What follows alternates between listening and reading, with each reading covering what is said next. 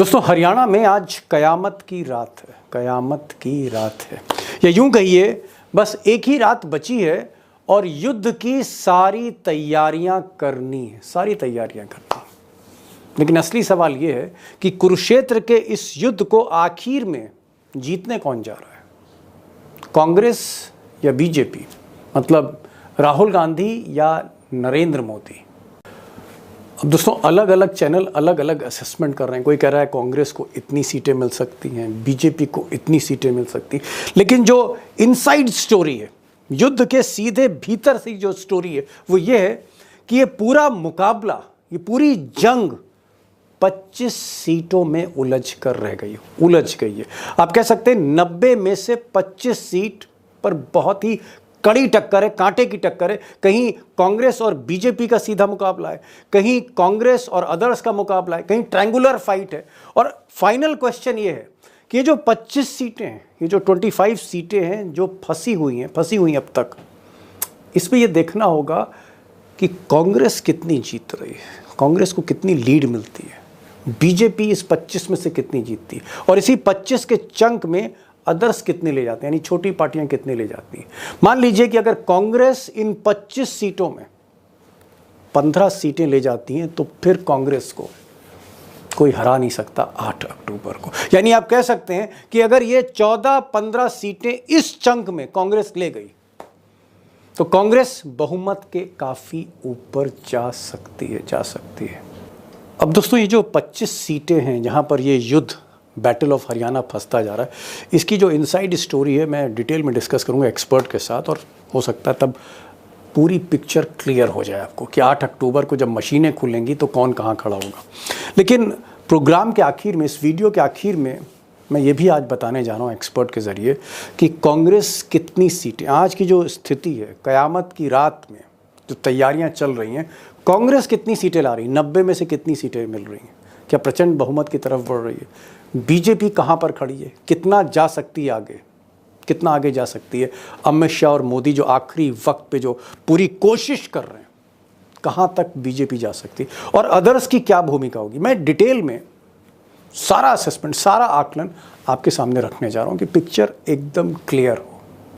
अब दोस्तों, 5 अक्टूबर को वोटिंग के दिन एक और इम्पॉर्टेंट इशू है, मुद्दा है, वो ये है कि कितने लोग घर से बाहर निकलते हैं मशीन दबाने के लिए, बटन दबाने के लिए, और उनका परसेंटेज क्या है, कितने परसेंट वोटर निकलते हैं वोट डालने के लिए। वोटिंग परसेंटेज क्या है, वोटिंग प्रतिशत क्या है, ये बहुत कुछ डिसाइड करेगा कि कांग्रेस कहाँ तक जा सकती है। क्या कांग्रेस की हवा आंधी में तब्दील हो रही है, ये भी पता लगेगा वोटिंग परसेंटेज से। जैसे मिसाल के तौर पर बीजेपी को जब सबसे ज़्यादा वोट मिले वो 2014 में थे, जब मोदी जी ने अपना कैंपेन प्रधानमंत्री का रेवाड़ी हरियाणा से शुरू किया था, तो उन्होंने हरियाणा भी जीता, लोकसभा तो जीती, हरियाणा की विधानसभा भी बहुमत के साथ जीती। और 2014 में जो वोटिंग परसेंटेज था वो 76.54% था, आप कह सकते हैं 77% ऑलमोस्ट। बीजेपी 47 सीट ले गई, कांग्रेस को 15 मिला। 2019 में यही वोटिंग परसेंटेज घट गया और बीजेपी भी घट गई। आप कह सकते हैं कि बीजेपी बस हारते बच गई, 40 सीट मिली। कांग्रेस डबल मार्जिन कर ली, 15 से 31 पर पहुंची। अब 2024 में ये जो क्वेश्चन मार्क है, वोटिंग परसेंटेज क्या बताता है, इस पर भी मैं आगे बात करूंगा। आप भी इस पर नज़र रखिएगा क्योंकि वोटिंग परसेंटेज में बहुत कुछ छुपा हुआ है। अब दोस्तों, सबसे बड़ा सवाल कि हरियाणा की हार जीत क्या तय करने जा रही है, और यहाँ पर मैं एक बार फिर से दोहराना चाहूँगा, रोज़ दोहरा रहा हूँ, फिर दोहरा रहा हूँ कि हरियाणा को आप छोटे स्टेट की तरह मत आंकिए। भारत के मैप पे, नक्शे पर हरियाणा को आप छोटे स्टेट के तौर पे बिल्कुल मत लीजिए, बड़ी गलतफहमी होगी। हरियाणा आज की तारीख में जो हालात हैं देश के, उसका जो इम्पैक्ट होगा, जो इलेक्शन का रिजल्ट होगा, उत्तर प्रदेश या महाराष्ट्र या बंगाल उससे कम नहीं है, हरगिज़ कम नहीं है। और इसीलिए मैं कहने जा रहा हूँ कि हरियाणा की हार दिल्ली दरबार को हिला भी सकती है। यानी अगर मोदी के हाथ से, जिस तरह के संकेत मिल रहे हैं, मोदी के हाथ से अगर हरियाणा निकला तो उल्टी गिनती शुरू हो सकती है यहाँ गुजरात लॉबी की। और ये एक बहुत बड़ा सवाल है इस पर भी आज मैं बात करने जा रहा हूँ। 3 खास मेहमान हैं, हरियाणा के जर्नलिज्म के king, flavour of the season, इस वक्त हेमंत अत्री साहब हमारे साथ हैं। हमारे साथ आज अनिल त्यागी होंगे। अनिल त्यागी जी को मैंने इसलिए बुलाया क्योंकि 1980 के दशक, बहुत से मेरे मित्र जो देख रहे हैं उनका जन्म भी नहीं होगा, 1980s के डिकेड से लेकर अब तक मिस्टर त्यागी जो है हरियाणा की पॉलिटिक्स को कवर कर रहे हैं, समझ रहे हैं। उनको सुनना बड़ा ज़रूरी है, त्यागी साहब, उनको मैंने इनवाइट किया है। हमारे साथ उमाकांत लखेड़ा साहब होंगे और उनसे मैं पूछूंगा कि हरियाणा की हार बीजेपी के लिए कितनी बड़ी मुसीबत बन सकती है, उनसे पूछने जा रहा हूँ। और अत्री साहब तो आपको बताने जा ही रहे हैं कि कौन कहाँ खड़ा, कितनी सीटें किसको मिल रही। तो ज़्यादा समय नहीं, हेमंत अत्री जी के पास चलते हैं, उमाकांत जी के पास चलते हैं और सीनियर जर्नलिस्ट त्यागी जी के पास चलते हैं। अत्री साहब, आप तो कल कह रहे थे कि दीपक जी 4 तारीख की जो रात है वोटिंग से पहले, ये तो कयामत की रात है। तो ये तो बता दीजिए साहब कि कयामत की रात में मुकाबला क्या फंसा हुआ है अभी तक, या सीधे सीधे कांग्रेस की आंधी चल रही है, या फिर मैच कहीं अभी भी दांव पर लगा हुआ है? देखिए दीपक जी, अगर इस चुनाव को आप देखेंगे बारीकियों से और बिटवीन दी लाइंस, जो ग्राउंड पे मैसेज ये है कि हरियाणा के अंदर आज भी 25 सीटें फंसी हुई हैं, अलग अलग 25 सीटें, 25 सीट्स, जिन पर बड़े कड़े मुकाबले हैं और अलग अलग लोगों के बीच में मुकाबले हैं।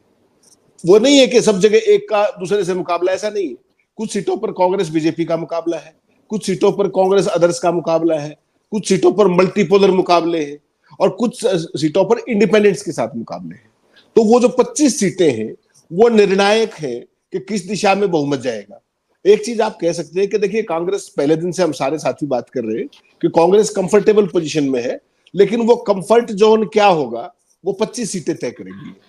उसमें से अगर आपने एक ऐसी लाइन शुरू में ही खींच दी है, आपने एक ऐसी लाइन खींच दी है कि मुझे लगता है कि मुझे नहीं, ये जो बाकी के दो सूरमा बैठे हैं स्क्रीन पर दिख रहे हैं, त्यागी साहब और हेमंत जी, समझ में इनको भी नहीं आ रहा होगा। आप कह रहे हैं कि 25 सीटें, इसी में चाबी छुपी हुई है बहुमत की। आप ये कहना चाह रहे हैं कि अगर ये 25 सीटें, they are going to decide who will form the government of majority. नहीं दीपक जी, इसको थोड़ा सा उल्टा करके देखिए। ये 25 सीटें वो हैं जो नई सरकार का स्वरूप, आकार और कंफर्ट जोन तय करेंगे। हरियाणा के अंदर कोई व्यक्ति ये नहीं कह रहा कि हरियाणा में सत्ता परिवर्तन नहीं हो रहा है। Everybody is convinced on that score. ये वो 25 सीटें हैं जो मोदी जी की जो इच्छा है, जो अमित शाह की जो इच्छा है, जो हमारे जो कृषि मंत्री होते थे जेपी दलाल, उनकी जो इच्छा है, उनकी इच्छा को आगे बढ़ाएंगी या उनकी इच्छा सदा के लिए दफन हो जाएगी इन 5 साल के लिए। ये वो थोड़ा ब्रेकअप देंगे। ये जो 25 सीटें फंसी हुई हैं, कौन सी सीटें, कुछ भाई तस्वीर तो खोलिए अत्री साहब, कब तक सस्पेंस? नहीं, बिल्कुल सस्पेंस नहीं दीपक जी, सस्पेंस तो खोल दीजिए, खेल खोलिए ना फिर। अरे पत्ते खोल के रखिए महाराज। देखिए, हरियाणा के अंदर दीपक जी आज की तारीख में 14 सीटों पर कांग्रेस और भारतीय जनता पार्टी का सीधा मुकाबला है जो फंसी हुई है। 14 सीटों पर आप कहो तो मैं नाम बता देता हूं उनके। हाँ, नाम बता दीजिए। हाँ, ये 14 सीटें हैं: घरौंडा, कोसली, सोनीपत, बाढ़ा, तोशाम, करनाल, फरीदाबाद, बरवाला, इसराना, गोहाना, बड़खल, नीलोखेड़ी, बावल और आदमपुर। और इसमें सारे स्टार्स हैं आपके। तोशाम में किरण चौधरी है, याद होगा आपको। अब किरण चौधरी जो है, आदमपुर में भव्य बिश्नोई है। उस तरह के जो लोग हैं उन सब की सीटें फंसी हुई है। ये वो सीटें हैं जो कांग्रेस और उसके बीच में फायरस लड़ाई, जिसको कहते हैं ना, भीषण लड़ाई है, और यहाँ पे पासा किसी भी तरफ जा सकता है। उसके बाद आप आ जाइए, हरियाणा के अंदर 4 सीटें ऐसी हैं दीपक जी जिन पर तिकोने मुकाबले हैं। तिकोने, वो तिकोने कौन कौन से हैं? बीजेपी, कांग्रेस एंड अदर्स, कोई भी जीत सकता है। उसमें जो सीटें हैं, पानीपत रूरल, आपको पता है कांग्रेस का वीक कैंडिडेट था वहां पर। उसके बाद वहां पर तिगांव सीट है फरीदाबाद की। उसके बाद बहादुरगढ़ सीट है झज्जर की, और उसके बाद सोहना सीट है गुड़गांव की। इन 4 सीटों पर कोई भी जीत सकता है, ट्रायंगुलर मुकाबला है। फिर आप बात करिए, ऐसी 3 सीटें हैं जिसपे कांग्रेस और इनेलो का भी मुकाबला है, बहुत टफ। और वो सीटें हैं डबवाली, फरीदाबाद एनआईटी और यमुनानगर। और उसके अलावा 4 सीटें ऐसी भी हैं जो अब, क्योंकि आपने 25 कही तो मैं 25 का हिसाब दूंगा आपको, दे दीजिए हिसाब, दे दीजिए साहब, दे दीजिए। 4 सीटें और हैं जिसमें बीजेपी मुकाबले में नहीं है, कांग्रेस वर्सेस अदर्स है। और वो कौन सी सीटें हैं? नंबर 1 महम, बलराज कुंडू। नंबर 2 पे हिसार, सावित्री जिंदल। नंबर 3 पे गन्नौर, देवेंद्र कादियान। और नंबर 4 पे जगाधरी, आम आदमी पार्टी। तो अलग अलग जगह के अलग अलग खेल, और इन सीटों से ये तय होगा कि क्या कांग्रेस पार्टी की लहर है, आंधी है, तूफान है, सुनामी है या स्मूथ है। इन 25 सीटों का परिणाम डिसाइड करेगा लार्जर पिक्चर।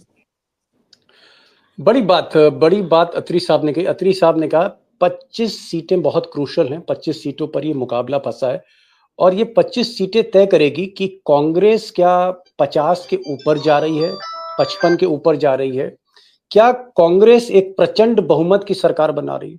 ये 25 सीटें डिसाइड करेगी, और ये 25 सीटें ये भी डिसाइड करेगी कि क्या बीजेपी बाउंस बैक कर सकती, कम से कम 20-25 के आसपास जा सकती है कि नहीं, बीजेपी की इज्जत बचाने की कोई गुंजाइश है कि नहीं। बहुत कुछ तय होगा, लेकिन जो मेरा असली सवाल आज अत्री साहब से होगा, आज तो अत्री साहब कयामत की रात है, तो सवाल भी कयामत का है आज। और सवाल ये है, अभी से मैं कह रहा हूं, आप मेंटली प्रिपेयर हो लीजिए। सवाल ये है कि कांग्रेस को कितनी सीटें मिल रही हैं, बीजेपी को कितनी सीटें मिल रही हैं, ये दोनों पार्टियां आज की तारीख में कहां खड़ी है। और मैं ये भी पूछूंगा आपसे कि मोदी के चांसेस क्या हैं, क्या हरियाणा वो जीत ले जाएंगे या राहुल गांधी मुट्ठी से हरियाणा छीनने जा रहे हैं, सब मैं पूछूंगा आपसे। लेकिन मैं जरा त्यागी जी के पास आ रहा हूं। त्यागी जी, अगर 25 सीटें फंसी हुई हैं तो हम क्या माने कि कांग्रेस के लिए बहुत डगर आसान नहीं है, कांग्रेस को वोटिंग के दिन मेहनत करनी पड़ेगी। देखिए क्या है दीपक भाई, इससे पहले इस बहस को आगे बढ़ाएं, मैं एक खाका आपके सामने रखता हूं ताकि वोटर्स को ये पता चले कि पिक्चर क्या है डाटा वाइज। इस समय हरियाणा में 2,03,54,350 वोटर हैं और लगभग 1,09,217 आर्मी पर्सनल के वोट हैं जो कि बैलेट से आएंगे। ये ध्यान रखिएगा।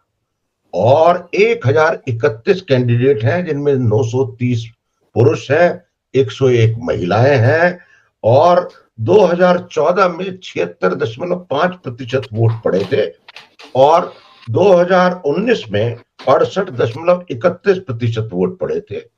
और आप आज की डेट में जो फर्स्ट टाइम वोटर हैं हरियाणा में वो 5,24,514 वोटर इस समय है। हरियाणा में 90 विधानसभा सीटें हैं और 17 रिजर्व सीटें हैं। दर्शकों को ये बताना खाका बहुत जरूरी है कि हम किस फ्रेमवर्क में बात कर रहे हैं।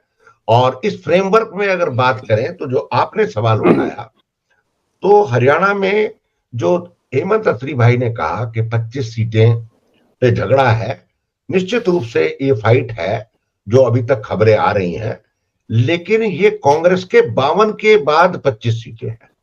कांग्रेस 52 पे आ रही है, कांग्रेस की क्लियर मेजोरिटी है, इसमें कोई संदेह नहीं है। इसमें किसी को डाउट हो तो मैं चुनौती देने को तैयार हूं, चुनौती देने को, चैलेंज देने को तैयार है।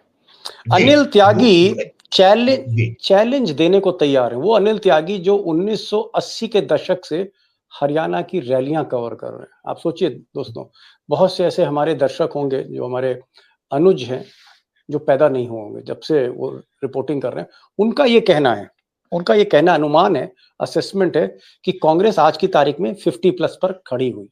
और ये 25 सीटें मैं आपको गिनवाता हूं। देखिए, अंबाला की 9 सीट, 9 में से 7 सीट अंबाला में आ रही हैं। कुरुक्षेत्र में 9 में से 6 सीट आ रही हैं। करनाल में 9 में से 7 सीट आ रही हैं। 21 सीट हेमंत अत्री मुझे करेक्ट करेंगे, जो ओल्ड रोहतक रीजन है जिसमें 21 सीटें हैं, उसमें से लगभग कंफर्टेबली 15 सीटें तो आ ही रही हैं। फरीदाबाद की जो 9 सीटें हैं उनमें 6 सीट कांग्रेस की क्लियर है, 3 पे फाइट है, 2 पे कंफ्यूजन है। ये सारा हरियाणा का सिनेरियो है, समझिए। नहीं, मैं कह रहा था कि 24 घंटे भी अब तो नहीं बचे, एग्जिट पोल आ जाएगा सब, दूध का दूध पानी का पानी कल होगा, कल फिर आप होंगे और कल फिर हम लोग खुलकर बात करेंगे। तो मैं आपसे कर रहा हूं, एग्जिट पोल तो कल आएंगे, मैं तो आपको एग्जिट पोल अब बता रहा हूं। सर दूध तो आने दीजिए कढ़ाई पे। अरे अनिल जी, कढ़ाई पे दूध तो चढ़ने दीजिए, फिर दूध का दूध, पानी का पानी। अरे कढ़ाई तो, अभी कढ़ाई तो रखी जाए। कल कढ़ाई रखी जा रही है दूध की, कल शाम को करिएगा दूध का दूध, पानी का पानी। मैं जरा लखेड़ा साहब के पास आ रहा हूं। सवाल मेरा यह है कि अत्री साहब ने और त्यागी साहब ने कहा कि भैया ये तो एक तरफा लग रहा है, एक आंधी टाइप की लग रही। मेरा सवाल सिर्फ ये है कि मोदी और शाह, चंद्रगुप्त मौर्य और चाणक्य, क्या इन्होंने हथियार डाल दिए हैं कुरुक्षेत्र में? हथियार डाल दिए, सरेंडर कर दिया, मैदान छोड़ दिया, खत्म हो गया खेल इनका? या खेल बचा है कुछ? अभी बंदूक में कुछ गोली बची है अभी? ये जो गुजरात कंपनी है, गुजरात कंपनी असंभव को संभव करने की माहिर खिलाड़ी है और ये आखिरी गोली तक लड़ाई लड़ने के माहिर हैं। 7 साल पहले गुजरात का जो चुनाव हुआ था उसमें नेक टू नेक थी कांग्रेस, नेक टू नेक, और ये बोला जा रहा था कि इस बार कांग्रेस सरकार बनाएगी, लेकिन इन्होंने पूरा बहुमत नहीं मिला था, पूरा बहुमत नहीं मिला था, 99 पर अटक गई थी बीजेपी 200 में से, और इन्होंने तिकड़म चला के ईडी सीबीआई तमाम तरह के लोग लगा करके अपने साथ भी कांग्रेस में दल बदल करा करके सब खेल कर दिया। इस बार जो है हरियाणा इनके हाथ से निकल चुका है, ये बात पक्की है, लेकिन इनके पास जो दूसरी जो ट्रैक 2 है, साम दाम दंड भेद पैसा शराब, ईडी सीबीआई और बाबा राम रहीम क्यों छोड़ा गया? रिटर्निंग ऑफिसर, मशीनें। लोग कह रहे हरियाणा में, मेरी बात, मशीनें, returning officer, RO, election commission तो जेल में बैठा हुआ है जिसकी क्रेडिबिलिटी खत्म हो चुकी है। और एक तो, और दूसरा, आज मेरी हरियाणा 2 जगह बातचीत हुई, दोनों जगह लोगों ने कहा कि भाई साहब ये बताइए कि ये जो राम रहीम है इसको क्या बिना डील के छोड़ा गया? हरियाणा के हजारों नौजवान सीमाओं पर तैनात हैं, कोई सियाचिन में है, कोई Jammu border, Pakistan border, north east में। अब आप ये बताइए कि सीमा के जवान को साल भर में छुट्टी मिलती है और यहाँ राम रहीम को साल भर में 4-4, 5-5 जो है उनको छुट्टियां मिल गई है, बाहर पेरोल मिल गया है। तो ये जो कृपा बरस रही है, इस कृपा पर भी तो आप ध्यान दीजिए कि ये जो शिफ्टिंग है, ये जो चीजें, जो साधन झोंके जा रहे हैं, जो मतदाताओं को, वोटर को प्रभावित करने के लिए बेहिसाब पैसा बहाया जा रहा है, छापेमारी चल रही है। और आप, मजेदार बात यह है कि मेरे यादगार में और मेरे पत्रकारिता के जीवन में इतना पैसा मैंने हरियाणा में बहते हुए नहीं देखा। रैलियां मैंने बड़ी बड़ी देखी हरियाणा में, लेकिन पैसा पानी की तरह बह रहा है। शिफ्टिंग, पैसे की जबरदस्त शिफ्टिंग हो रखी है। लोग तैनात कर दिए गए हैं कि किसको कहां पैसा बांटना है, किसको बांटना है, क्या बांटना है। और जो मैं बता रहा हूं आपको कि जो कमजोर, इन्होंने टारगेट कहां किया है, जो कमजोर जातियां, गरीब वर्ग, बस्तियां, जहां 3-4 दिन तक आप पैसे बांटने का अलावा कोई काम ही नहीं है। जी नहीं, इंपॉर्टेंट लखेड़ा साहब, वेरी इंपॉर्टेंट पॉइंट आपने रेज किया है। आपने कहा है कि इतना महंगा चुनाव आपने इतने लंबे कैरियर में नहीं देखा। ऐसा कोई हरियाणा का चुनाव नहीं जब आपने उसको कवर ना किया हो पिछले 30-35 वर्षों से, और आप कह रहे इतना महंगा चुनाव नहीं देखा। यानी कहीं ना कहीं गुजरात लॉबी ने थैली खोल दी है, जो मिस्टर लखेड़ा कहना चाह रहे हैं। और एक चीज और इन्होंने कही, उन्होंने कहा मोदी और शाह को अंडर एस्टिमेट मत करिए, हल्के में मत लीजिएगा, इनको हल्के मत लीजिएगा। ये नहीं कि इन्होंने हरियाणा में कम कैंपेन किया, कम रैली करी या नायब सिंह सैनी को आगे रख दिया, ऐसा नहीं है, हल्के में मत लीजिएगा। सिस्टम उनके हाथ में, the system is in the hands of Modi and Shah. Atri साहब, ये जो लखेड़ा साहब बार बार इशारा कर रहे हैं कि इतना महंगा चुनाव नहीं देखा, पैसा पानी की तरह बहाया जा रहा है, शराब ऐसे बह रही जैसे कोई इंदिरा नहर बह रही हो खेतों के बीच में से। मुझे ये बताइए क्या क्या जोर आजमाइश हो रही है? दीपक जी, जो कुछ आप सोच सकते हैं उससे आगे जोर आजमाइश हो रही है। हमने इसके फाइनेंशियल, जी, उससे कहीं आगे इसके फाइनेंशियल एस्पेक्ट हमने उस दिन गुड़गांव में डिस्कस किए, सारी की सारी चीजें। कल जो कुछ पैकेज डील चल रही है, कल उसका जिक्र किया। आज मैं आपके दर्शकों को ऐसी बात बताने जा रहा हूं जो इस देश के लोगों ने कभी सुनी नहीं होगी। हरियाणा के अंदर एक जिला है सोनीपत, वहां की एक सीट पर है बड़ा जबरदस्त मुकाबला। एक प्रत्याशी ने, सोनीपत जिले में एक प्रत्याशी ने अपने जो गरीब गुरबे, जिसकी बात लखेड़ा सर कर रहे थे, गरीब गुरबे और ये सारे के सारे जो भी कमजोर वर्ग के आर्थिक तौर पर, वहां पर उनको 5,000 रुपए और एक सूट लेंथ दे दिया कि भाई तुम मुझे वोट डालना। अब जो उसका प्रतिद्वंद्वी था वो क्या करे, वो तो कमिट हो गए। वो गया उनके पास, उसने कहा ये 2,000 रुपए और लीजिए और अपनी उंगली पर स्याही लगवा लीजिए, वोट मत डालना, पूछेंगे तो दिखा देना कि मैं तो डाल दी। ये आपने कभी सुना है? ये कभी सुना है? आप कह रहे हैं कि 2,000 रुपए लीजिए, यानी एक परिवार में 5 लोग हैं तो उसको 10,000 रुपए दिया और उनकी उंगलियों पे, उनकी उंगली पे निशान लगा दिया, मतलब वोट हो गया। यानी आप ये कह रहे हैं कि वोट काटने की ये नया स्टाइल है। मतलब मान लीजिए कि कांग्रेस का कहीं पर कोई वोट है, कोई इलाके में कांग्रेस के समर्थक हैं, तो वहां पर जाके सबकी उंगली पे स्याही लगा दी और पैसे दे दिए। जी, उसमें क्या हुआ देखिए, विन विन पोजीशन है दोनों के लिए। जिस व्यक्ति ने 5,000 दिए वो उसी दूसरे की वोट काट रहा था, उसको तो मिलेगी नहीं, अब वो तो उसको 2,000 रुपए में उस वोट को न्यूट्रलाइज कर दिया। ये स्थिति है, ये कभी नहीं सुना होगा देश में। My God. और मैं आपको लीगल पोजीशन और बता रहा हूं, चूंकि वो गरीब गुरबे हैं, उनके साथ आप ऐसा कर सकते हो कि उनको बेचारों को अपने अधिकारों का नहीं पता और नहीं पता। आप मेरी उंगली पे स्याही लगा दीजिए, सारा हाथ डुबो दीजिए स्याही में, अगर मेरी पर्ची वहां पर नहीं कटी हुई वो पोलिंग बूथ के ऊपर, तो मैं वोट डाल सकता हूं जाकर के। दिखाइए मेरी बिग पॉइंट। एक मिनट नोट करें दोस्त, नोट करें।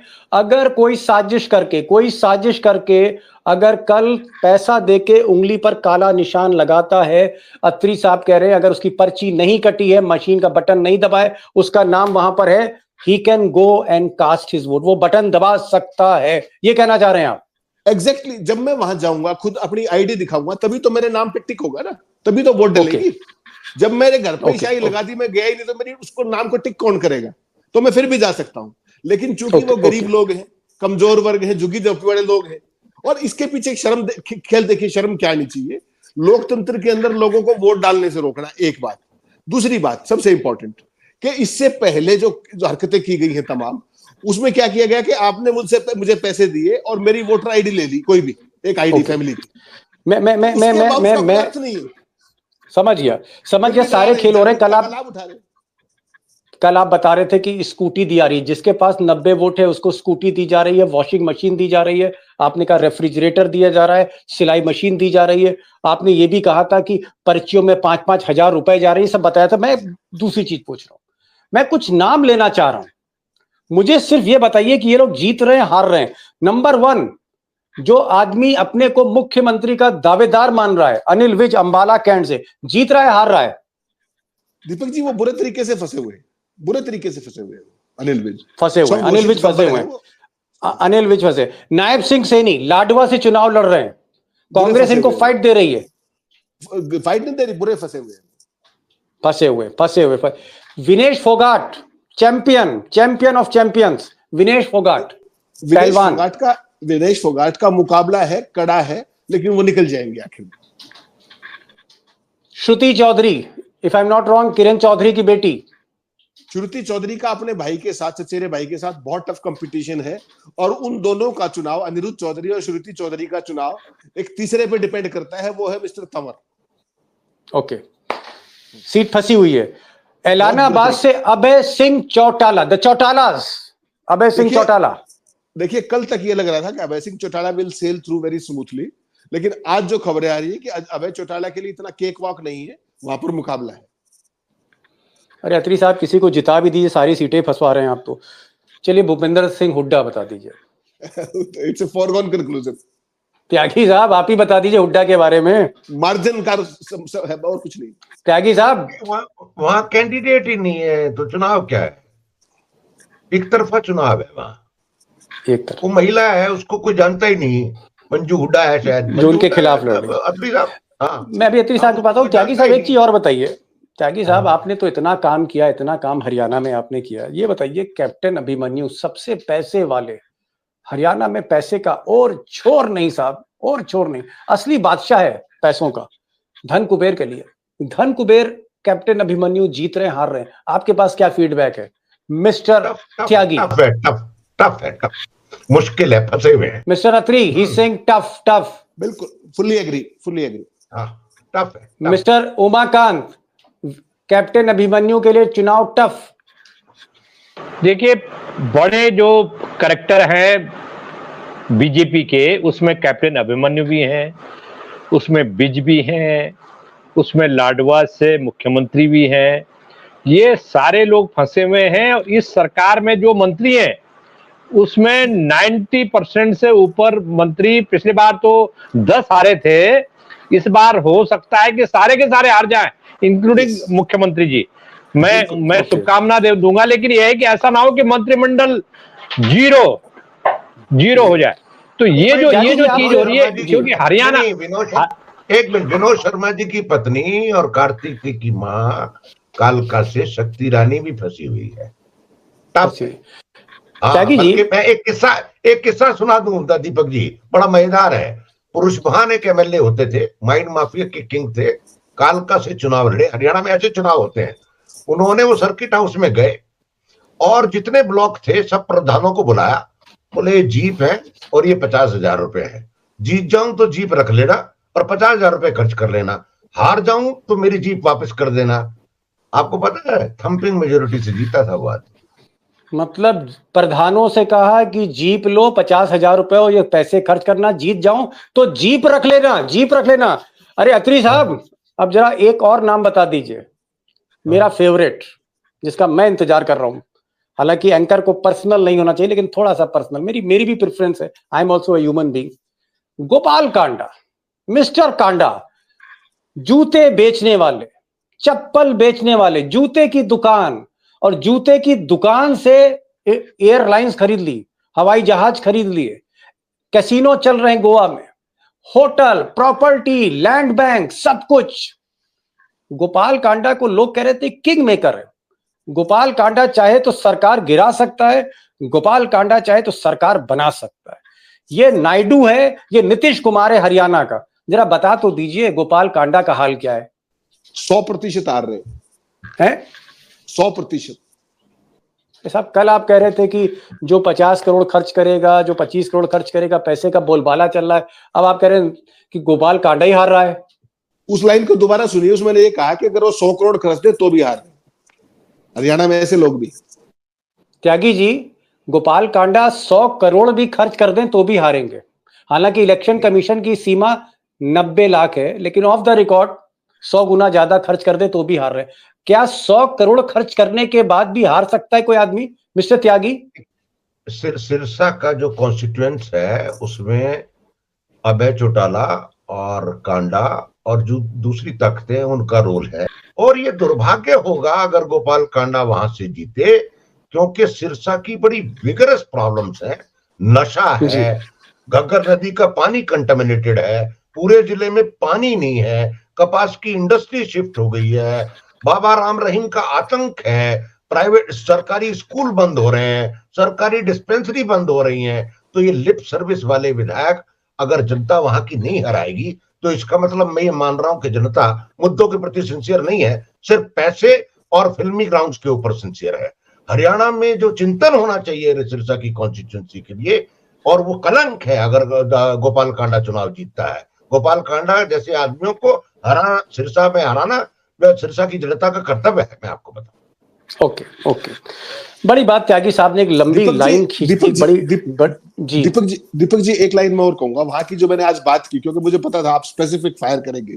मैंने वहां पूछा उनसे कि भाई दिक्कत क्या है, पैसा खर्च रहा है सब। उन्होंने कहा साहब देखिए नॉन अवेलेबिलिटी और नॉन एक्सेसिबिलिटी है। मैंने कहा जी वो कैसे? कहते वो तो रहते ही बाहर है, विधायक की जरूरत हमें सिरसा में, गोवा कौन जाएगा, दिल्ली कौन जाएगा। सबसे बड़ी प्रॉब्लम ये भी है उनके साथ। देखिए थोड़ा, हालांकि वो तो गोवा से सीधा चंडीगढ़ जाते हैं और चंडीगढ़ से गोवा। सिरसा तो और हरियाणा का तो मतलब ही नहीं है। सीएलयू कराया और गोवा वापस अपने। अरे भाई जिसके पास इतने जहाजों का बेड़ा हो, हवाई जहाज का, वो जमीन पर कैसे चलेगा? अत्री साहब कुछ तो प्रैक्टिकल हुई है थोड़ा सा अप्रोच में। अब छोड़िए, खैर अब ये बताइए, मुझे ये बता दीजिए, अग्नि परीक्षा का राउंड है, फाइनल राउंड, उसके बाद त्यागी साहब से कमेंट लूंगा और मिस्टर लखेड़ा से भी पूछूंगा। ये बताइए कि इस वक्त आपका दिमाग क्या कह रहा है? कल तो मैं आपको ग्रिल करने जा ही रहा हूँ, क्योंकि कल एग्जिट पोल भी आ जाएंगे और आपका ग्रिलिंग सेशन कल रात में होगा। उसकी आप भी तैयारी करिए, मैं भी तैयारी करता हूँ, और 2 गवाह हमारे साथ बैठे हैं, मिस्टर त्यागी और लखेड़ा साहब। मैं आपसे पूछ रहा हूँ, क्योंकि अब दिन बहुत कम है और आपने चैलेंज दे रखा है, आपने चैलेंज दे रखा है कि जो मैं बोलूंगा उसको 8 तारीख को मशीन खोले तो मिला लेना, ये आपने बोला है। जी मशीन खुले दीपक बाबू तो मिलाना जो मैं कह रहा हूं। जी अब बताइए, बोलिए साहब, मशीन को मिलाने के लिए मैं बेताब हूं। देखिए, बोलिए, कांग्रेस ये कितनी सीट? ये जो अपनी बात हुई थी, ये 5 तारीख की शाम के लिए हुई थी कि शाम को जब पोलिंग के ट्रेंड्स आ जाएंगे उसके बाद अपन एक फैसले पे पहुंच पाएंगे कि ये संभावित संख्या है, उसको 8 अच्छा, कल तारीख को बताएंगे। मिला लीजिएगा रिजल्ट से। वो ये बात हुई 5 थी। को, चलिए। Let's be a bit reasonable, जब वोटिंग हो जाएगी तभी बात करेंगे। नहीं, ठीक As of है, now, मैं माफी as of मांगता now, हूं, आपने 5 तारीख कहा था, मैं उसको 4 तारीख बोल गया। चलिए 4 तारीख का ही बता दीजिए। चलिए 5 तारीख का बताइए देखिए, एक बात जो सर, आज की 4 स्थिति का है, बताइए ना। आज की 4 तारीख में तारीख है, आज बताइए कल आज क्या देखिए जी, होगा। आज की तारीख में स्थिति यह है कि अगर कांग्रेस पार्टी कल हरियाणा में, बहुत बड़ा पैमाना होगा कि वोटिंग परसेंटेज क्या होता है हरियाणा के अंदर, जो एवरेज में 2000 से लेकर के 2019 तक के फिगर्स मैंने आज बहुत डीप स्टडी किए। मुझे पता है कि आप मुझे बख्शेंगे नहीं, आप तो लाई डिटेक्टर मशीन मंगाने वाले हैं, मुझे तो किसी ने बताया। तो तो मैंने आज 2 लाई डिटेक्टर बैठे हैं साथ में। हाँ, तो ये 2 लाई डिटेक्टर्स ही हैं। तो 2000 से लेकर के 2019 तक के एक एक आंकड़े का पोल परसेंटेज का मैंने वो सारा मैच किया। अगर कल देखिए, पिछली बार हरियाणा के अंदर 69%, त्यागी जी ने बिल्कुल ठीक कहा, पिछली बार 69% वोटिंग हुई थी पिछली बार, और बीजेपी 47 से घटकर 40 आ गई थी। हरियाणा के अंदर जब भी पोल परसेंटेज बढ़ता है, वो जो हम बात करते हैं ना, वो कोई भी अवैज्ञानिक नहीं है। एक तो ये मानिएगा, वो डेटा बेस्ड है, रिसर्च बेस्ड है और एक्सपीरियंस बेस्ड है। कल मान लीजिए 69% पिछली बार पोल हुआ था, बीजेपी को सीट मिली 40, और कल मान लीजिए 76% वोट पड़ जाए, तो आप मान के चलिए कांग्रेस पार्टी की आती है। ठीक, ओके। अगर 71% वोट हुआ तो अलग फिगर होगा, अगर 73% वोट हुआ तो अलग फिगर होगा, और कहीं अगर 69% से नीचे पोलिंग होगी तो उसका बिल्कुल ऑल टुगेदर डिफरेंट फिगर होगा। ये मान के चलिएगा आप। फिर भी एक तस्वीर तो दे दिए सर। हाँ, जो आज की स्थिति जो मैं मानता हूं, आज की तारीख में कांग्रेस पार्टी 58 से 62 सीटों के बीच में खड़ी है। कांग्रेस पार्टी 58 से 62, 58 से लेकर 62, यानी अगर हम एक एवरेज ले तो कांग्रेस 60 पर खड़ी है, 60 सीटों पे। जी। भारतीय जनता पार्टी वर्स्ट के सिनेरियो 9, बेस्ट के सिनेरियो 15। बीजेपी ये कह रहे हैं 15 तक जा सकती, 15 तक जा सकती। इस पर मैं लखेड़ा साहब के पास आऊंगा, क्योंकि लखेड़ा साहब थोड़ा सा मुझे लगता है कि मोदी और अमित शाह को आज अंडरमाइन नहीं कर रहे हैं। तो मैं इनसे पूछूंगा, इन्होंने कहा कि 9 से लेकर 15 के ऊपर मोदी जी का रथ नहीं जा रहा, ये कह रहे हैं। यस, कि मैं आपको बता दूं आपको कि बीजेपी को डे 1 से पता है कि वो हरियाणा हार रहा है, और अगर उनको ये नहीं पता होता तो वो मनोहर लाल जी को गायब नहीं करते सीन से। उनको पता था कि मनोहर लाल जी की शक्ल देख करके वोट ऐसे उड़ जाएंगे जैसे कबूतर उड़ता है, तो उनको दूर रखा, पोस्टर से दूर रखा, कहीं उनका फोटो नहीं है। अब देखिए, बीजेपी के पास बेशुमार संसाधन है, बेशुमार पैसा है, और मैनेजमेंट जबरदस्त है। आरएसएस काम कर रही है। मेरी रिपोर्ट मिली है कि आरएसएस ने काफी सीटों पर कंट्रोल किया हुआ है। जहां उनका मतभेद है वहां नहीं कर रहे हो काम, लेकिन वो कंट्रोल उन्होंने उनका, और आरएसएस बड़ा स्ट्रांगली एक्टिव है हरियाणा में, मुझे मालूम है इस बात का।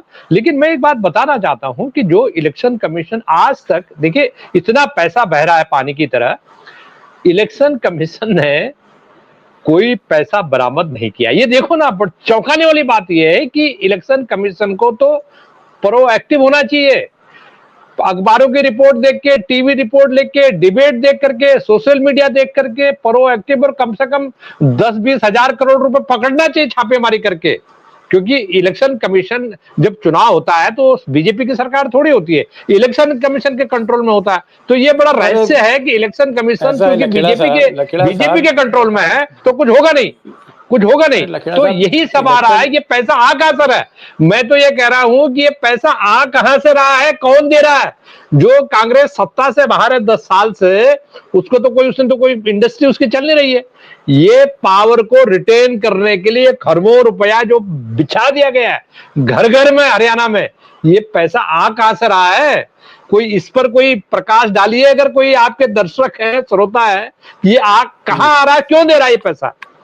और ये जो असंतोष है। जी त्यागी साहब, मैं आपसे नंबर गेम नहीं पूछूंगा, आपकी वरिष्ठता, आपका तजुर्बा, आपका एक्सपीरियंस, आपकी इनसाइट, इन सब का ख्याल रखते हुए मैं आपसे नंबर गेम नहीं पूछूंगा। नंबर गेम तो किंग से ही पूछता है। मैं आपसे ये पूछ रहा हूं कि क्या मोदी और शाह हरियाणा हारने जा रहे हैं? नंबर एक। जवाब आपका मुझे पता है, आप कहेंगे हाँ हारने जा रहे हैं। अगर हारने जा रहे हैं, mister Modi is going to lose Haryana, तो फिर मोदी जी का फ्यूचर क्या है? त्यागी जी ये बताइए, आपके टक्कर का सवाल है। देखिए, मोदी का फ्यूचर तो कई बार क्या होता है, इस तरह के सवालों का जवाब जो है ना बड़ा द्वंद्वात्मक होता है, क्योंकि मोदी का फ्यूचर न बीजेपी तय कर पा रही है, न आरएसएस तय कर पा रही है। मोदी का फ्यूचर 4 नवंबर के बाद होगा।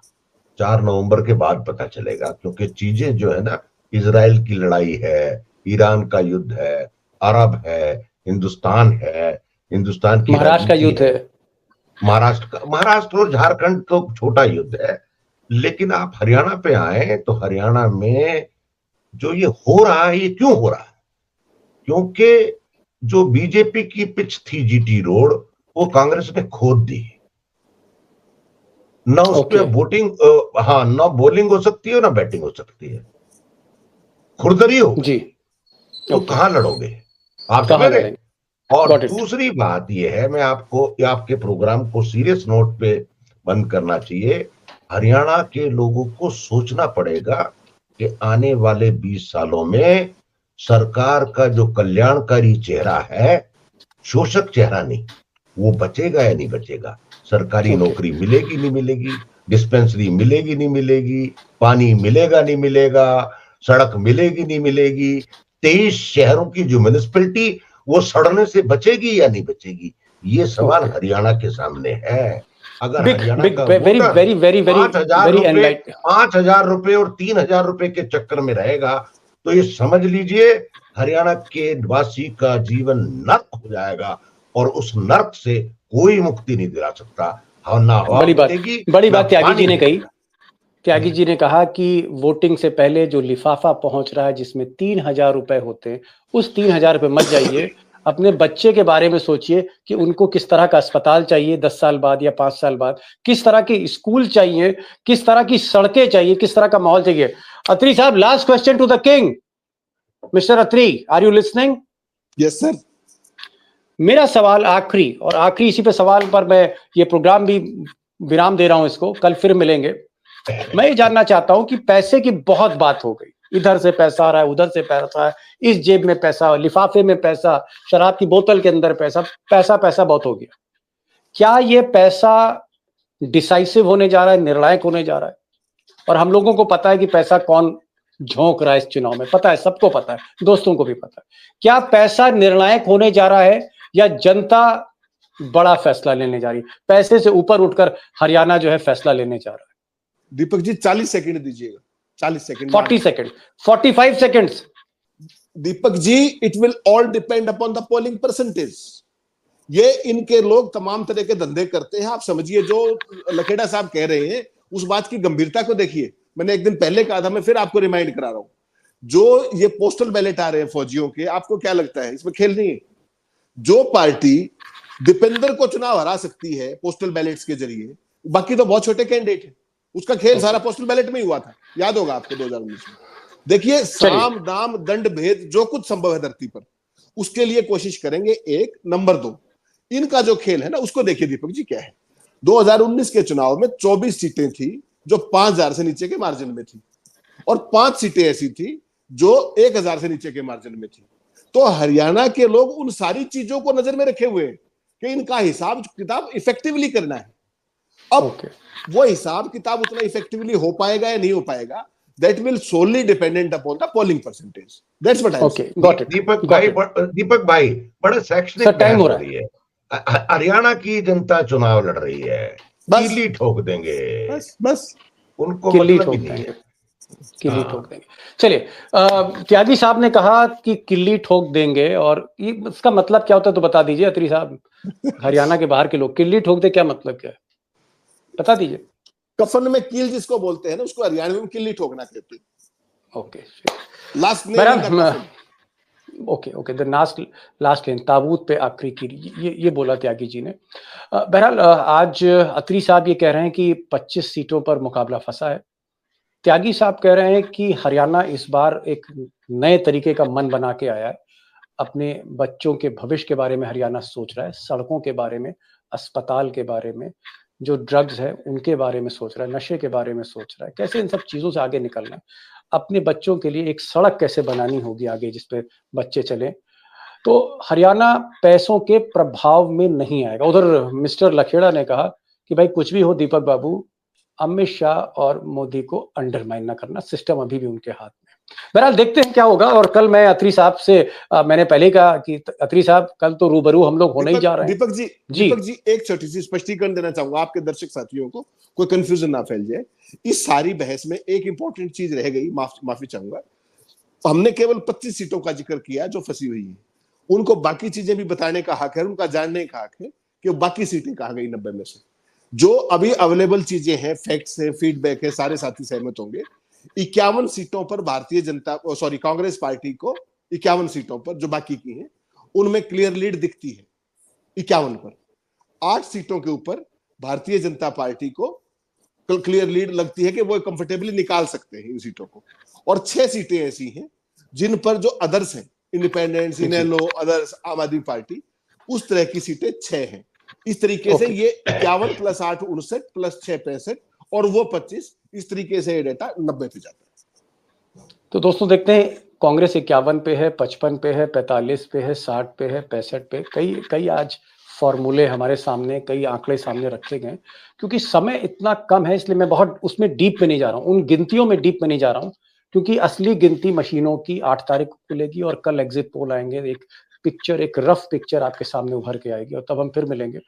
त्यागी साहब बहुत बहुत मेहरबानी, बहुत बहुत शुक्रिया। और आप आए, आप जुड़े और दिल से बात करते हैं। बाकी तो दुनिया जुबान से बोलती है, आप दिल से बोलते हैं और आवाज़ भी बड़ी आपकी धमकदार है। लखेड़ा साहब थैंक यू सो मच।